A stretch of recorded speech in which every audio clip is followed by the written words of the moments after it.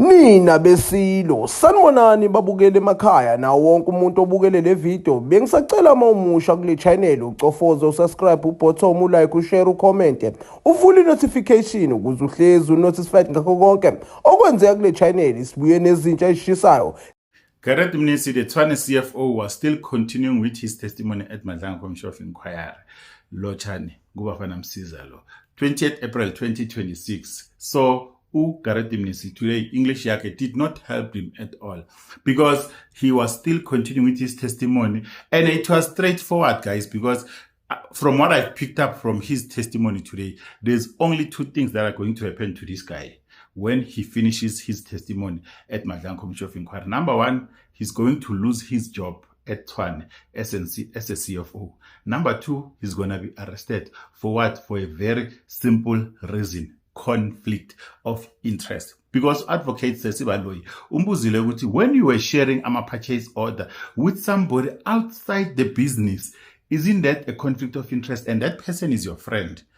I want the answer of a yes or no. He didn't want to give a straightforward answer. He wanted to explain. So maybe asking any scholar, let me explain ukuthi maybe a conflict of interest ingena kanjani emsebenzini, because some of the people ngathi understand ukuthi a conflict of interest is a very, very serious contravention or serious case emsebenzini. So a conflict of interest occurs when your personal interests inside or outside activities conflict or compete with the company or the business objectives or principle. So usually those conflicts, they could include maybe financially, personal, time, the company.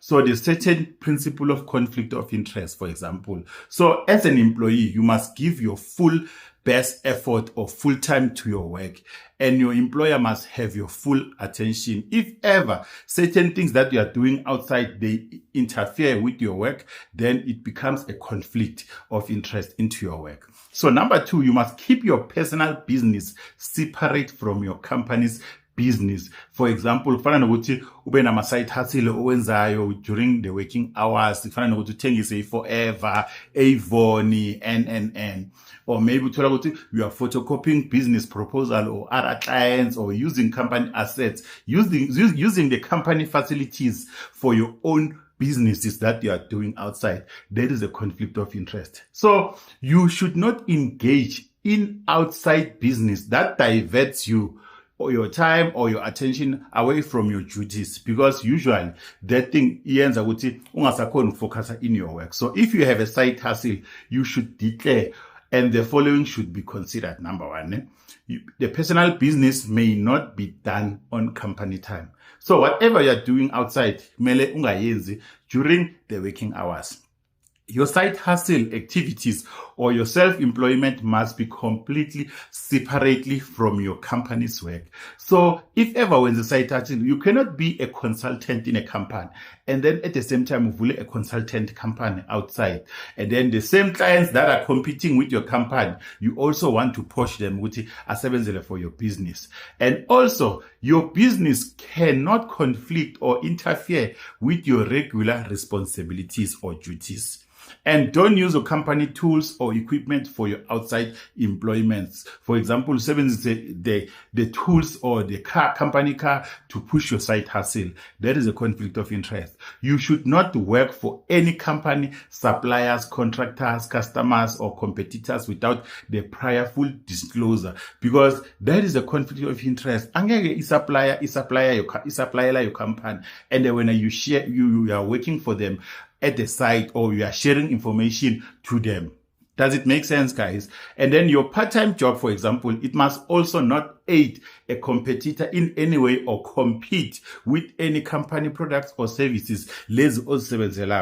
You understand? For example, let's say a company has tissue, and then now on your site, you want to make a site hustling to produce a tissue. It doesn't make sense. So many companies usually they would require their employees to declare conflict of interest like every year.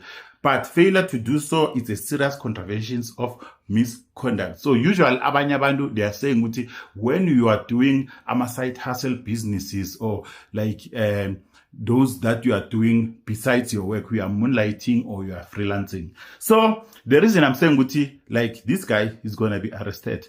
This guy, he was sharing like information that belongs to the Tshwane municipality with his friend.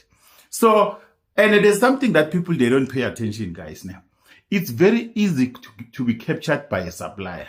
Once a supplier says to you as an employee, Guti, can you please give me your cell phone number? And niggas, you are captured. That's how most of the people are captured by the suppliers. Because if ever a supplier wants a certain information, they must send an email or ask for your landline number, work related. But once you share personal number, because it's easier. Let's say let me make a practical example. How usually I'm a supplier capture people who are working maybe in the supply chain management, buyers, procurement officers, CFO and whatnot. A supplier figure. And then a supplier maybe, let's say, is looking for a procurement manager. A procurement manager yikho. Athi no, ngicela ukuthatha ama number akho if ever nangibuya ungifonele bese whatsoever ngikhona ukwenza i-deal naye. Immediately once umnikeza your cell phone number, i-supplier layer yokusave ama cell phone number lawo. And then the next thing seka-view ama WhatsApp status. The next thing seka-thumela ama laughing emojis. That's how you build a relationship with the suppliers. Then the next thing, send your invite to child's birthday, dinner, afternoon drinks, and then you become having that close relationship, and that person, he's supplying the company. And then after having that close relationship in your conversations, there's no way you can get the conversation without touching business's aspects of his supplier. So that's how a supplier captures most of the people that are working for a public sector. And then the next thing, if a supplier, maybe there's a new tender, you will be the first person to tell the supplier, no, there's a new tender that is coming. Maybe you must put in, I will speak to so and so in. Then this thing, it becomes a corruption now. You understand? So that's how a conflict of interest ingena, because Gareth Mnisi uthe yena no Sejeni Nkosi, they were having close relationship. They were even calling themselves, there was this term that they were using, Mfowethu. They were even calling themselves Mfowethu.